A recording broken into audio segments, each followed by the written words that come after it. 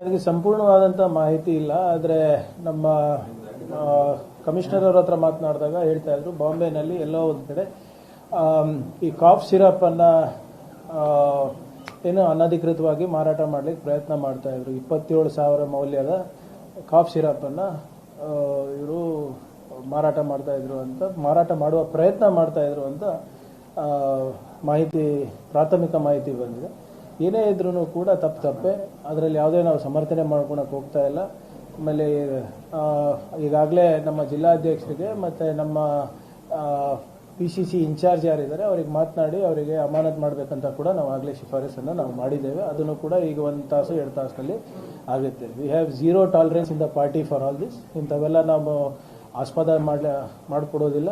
ಮತ್ತು ಇದು ಯಾಕಾಗಿದೆ ಹೇಗಾಗಿದೆ ಅಂತಲೂ ನಮಗೆ ಮಾಹಿತಿ ಇಲ್ಲ. ನೋಡಿ ಎಲ್ಲರೂ ನಮ್ಮ ಕಲಬುರಗಿನಲ್ಲಿ ಕಲ್ಯಾಣ ಕರ್ನಾಟಕದಲ್ಲಿ ಹುಟ್ಟಿದ್ರೆ ಸಾಕು ಅವ್ರು ನಮ್ಮ ಆಪ್ತರೆ ಅಂತಾರೆ. ನಮ್ಮ ಕಲಬುರಗಿ ದಕ್ಷಿಣ ಅಸೆಂಬ್ಲಿ ಕಾನ್ಸ್ಟಿಟ್ಯೂನ್ಸಿಯದ ಬ್ಲಾಕ್ ಅಧ್ಯಕ್ಷರು ಅದನ್ನು ನಾವು ಡಿನೈ ಮಾಡೋಕ್ಕಾಗೋದಿಲ್ಲ.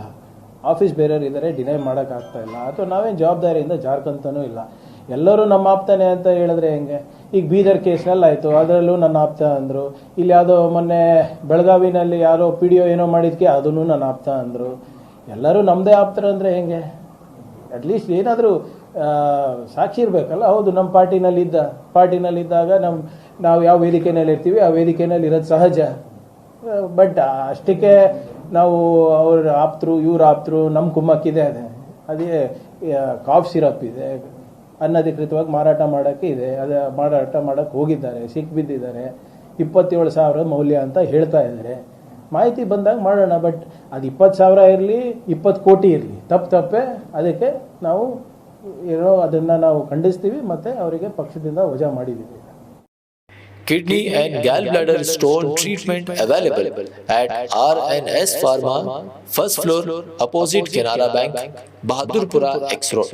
मज़ीद तफ़सीलात के लिए रब्त करें 9703939436 या 9390610436 पर।